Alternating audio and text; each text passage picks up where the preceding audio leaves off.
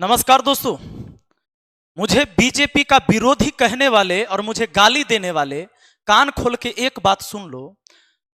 मोदी जी के रैली में 200 रुपया 300 रुपया मिलता है, तब बहुत ऐसे लोग हैं जो रैली में शामिल होते हैं। चाहे कोनो पार्टी के रैली में पैसा लेता है तब जाता है, चाहे वो आरजेडी वाला में हो, चाहे कांग्रेस वाला में हो, चाहे बीजेपी वाला में हो, पैसा लेता है तब जाता है।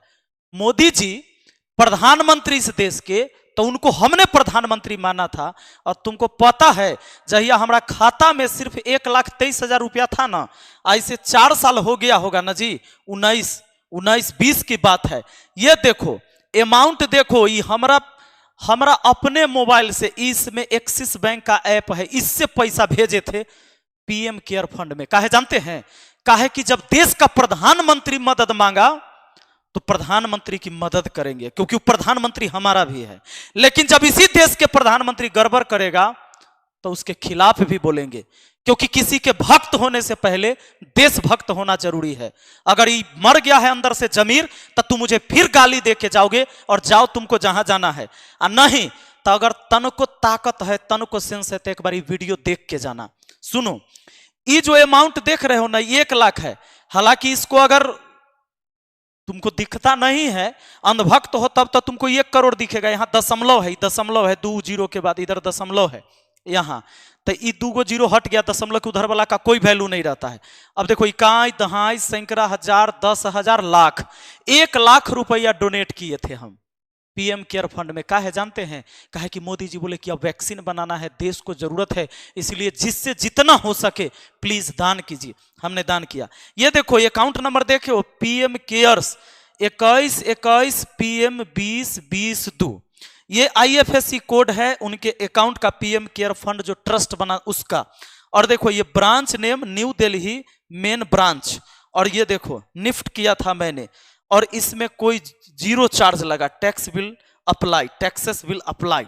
सुनिए, अब एगो बात सुन लो। ये तो मेरी माँ है, और उस समय देखो हमारा घर के भी स्थिति ठीक नहीं था। मतलब कहे ना, कमाकर इतने पैसा जमे कर ले था, जिसमें 1,23,000 में से 1 लाख रुपया डोनेट कर देते उस टाइम भी। सोच के देखो, हमारा सिखाते हो। लेकिन सबसे बड़ी बात है, दुख कब हुआ जानते हो? दुख कब होता है? जब ये पीएम केयर फंड ट्रस्ट बनाया गया और इसमें कितने पैसा इकट्ठे किए गए, ये बताने के लिए सरकार मना कर दिया। हमारा गांव में एगो मंदिर बना ना, बड़हम बाबा तर, तो गांव के लोग मिलकर चंदा किया। चंदा में क्या हुआ पता है? कि जे भैया सरकारी नौकरी में है वो 5-5 हजार रुपया देंगे, अब बाकी लोग जितना सक्षम है उतना देंगे। तो कोई ज्यादा दिया, कोई कम दिया, और नौकरी वाले को फिक्स किया गया कि 5,000 चंदा देना है। तो गांव के हमारा जो 5 गो युवा मिलके पैसा जो वसूल किए, सब जगह जाके चंदा इकट्ठा किए, तो सबके लिखाया कि विजय कुमार, रोहन कुमार, रोहित कुमार, राकेश कुमार, मोहन कुमार, जितना है उस सब के नाम लिखाया कि कौन कितना कितना दिया। अब पूरा गांव के लोग बैठा, और लोग बैठा में फिर हिसाब किताब हुआ। 1 रुपया दाएं बाएं नहीं, कितना खर्चा हुआ, कितना पैसा आया, इस सारा गांव के सामने। और कल 10 साल बाद भी अगर कोई पूछ देगा कि कितना खर्चा हुआ था, कितना बचल है, तब भी हमारे गांव के लोग वो रजिस्टर खोल के बता देगा। बताए समझ में कि सारा के सारा पैसा हमने खर्च कर दिया जितना चंदा इकट्ठा हुआ। लेकिन ऐसा नहीं किया गया। पता है आपको? नहीं पता है? आइए ना, अभी बताएंगे हम आपको। सबसे पहले जान लीजिए, नहीं पता है तो ये बतवा जान लीजिए, ना तो आपका दिमाग खराब हो जाएगा। जब कोरोना 2019 कोविड-19 नहीं, तो जब ये कोरोना आया तो उस समय शुरुआत में क्या था कि अपने पास सरकार फंड नहीं बना रखी थी कि इस पर खर्च करना है, क्योंकि महामारी है। एकाएक आया तो बजट तुरंत जखनिए तखनिए बजट थोड़े बन जाता है। तो उस समय 27/3/2020 को मोदी जी एक अपना अकाउंट बनवाते हैं, और अकाउंट बनाने के बाद पीएम केयर ट्रस्ट बनाए, जिसमें अपने वो चारों बापते मेन रहे। समझ गए होंगे चारों बाप तो कौन कौन है। और उसमें पैसा देखो, 27 तारीख को बना ना, और 27 को अकाउंट खुला, और देखो कितना फास्ट हम 30 तारीख को पैसा ट्रांसफर किए।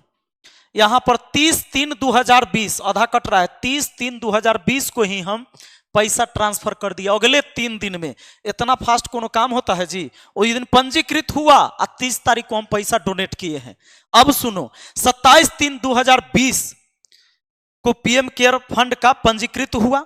2020 से 2021, इन नॉलेज के लिए भी है तुम्हारे लिए, 10,990 रुपया 2020 से 2021 में 10,990 रुपया करोड़ इकट्ठा। 10,990 करोड़, 10,990 करोड़ रुपया इकट्ठा हो गया, जबकि खर्चा किया गया 3976 करोड़ रुपया बस।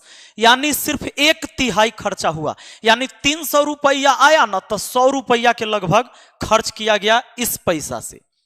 अब आ गया 2020 से 21 हो गया, तो 21-22 में केंद्र सरकार ने इस पर एक बजट बनाया और उस बजट में कहा कि भैया खर्चा जो होगा, उसका बजट बना 2021 से 22 का 35,000 करोड़ रुपए का।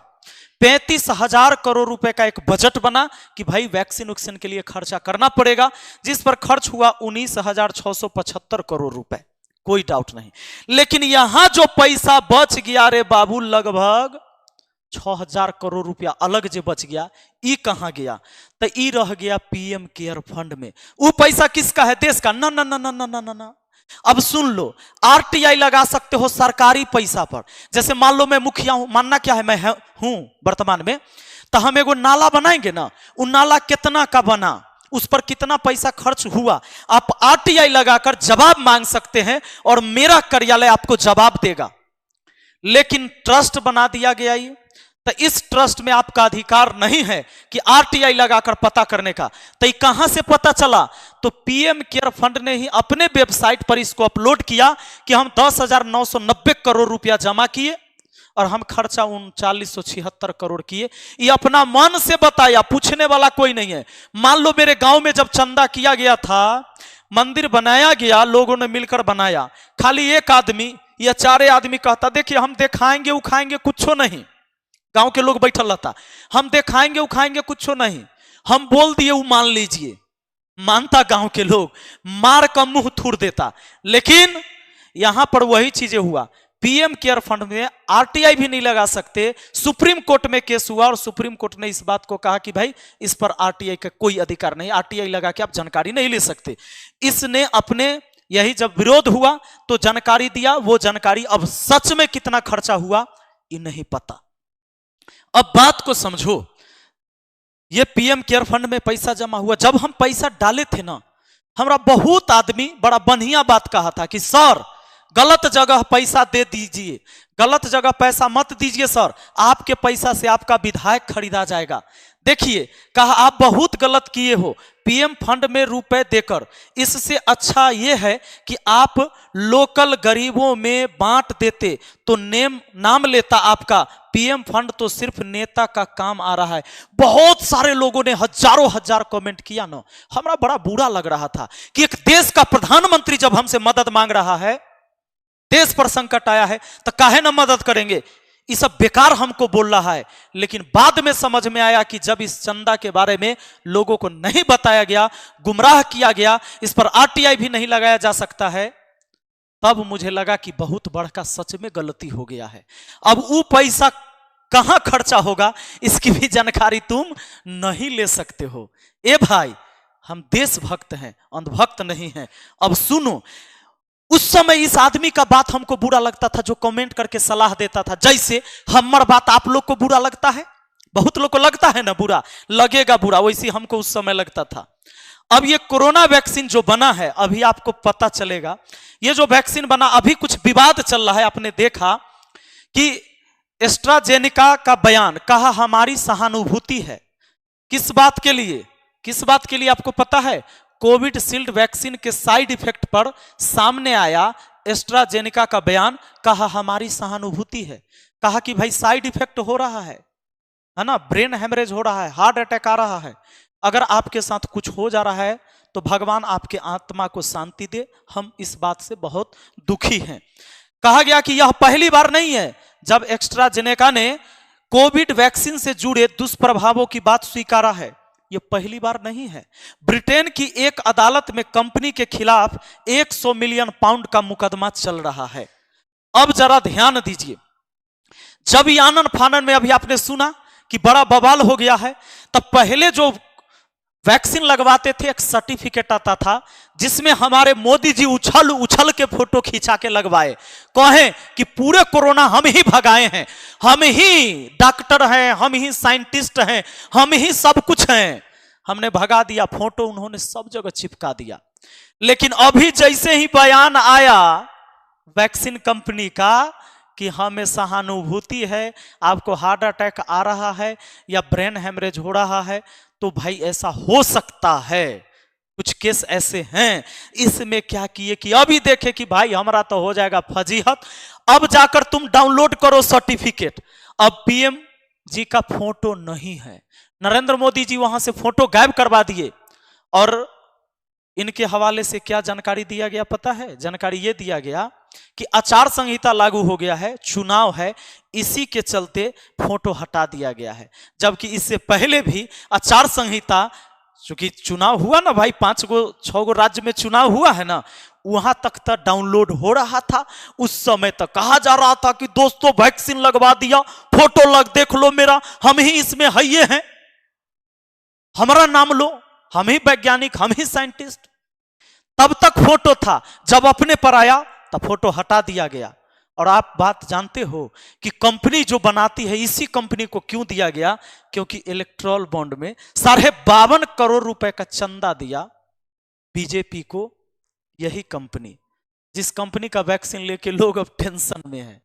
बाकी आपका क्या राय है हम नहीं जानते हैं, आप अपनी राय कमेंट में लिख सकते हैं, हम कमेंट नहीं बंद करते हैं। थोड़ा गाली देना है तो तुम गाली दो, थोड़ा जे करना है तुम करो, लेकिन मैं इस देश का नागरिक हूं और इस बात को जान लो कि मैं पढ़ा लिखा हूं, इसलिए तुम्हें यह आंकड़ा बता रहा हूं और समझा रहा हूं। गणित का टीचर हूं, इसलिए हिसाब करके बता रहा हूं। अगर इस देश को बचाना है, खुद को बचाना है, परिवार को बचाना है, तो किताब पढ़िए, किताब उठा लीजिए, अन्यथा कटोरा उठाने से कोई नहीं रोक पाएगा आपको। धन्यवाद।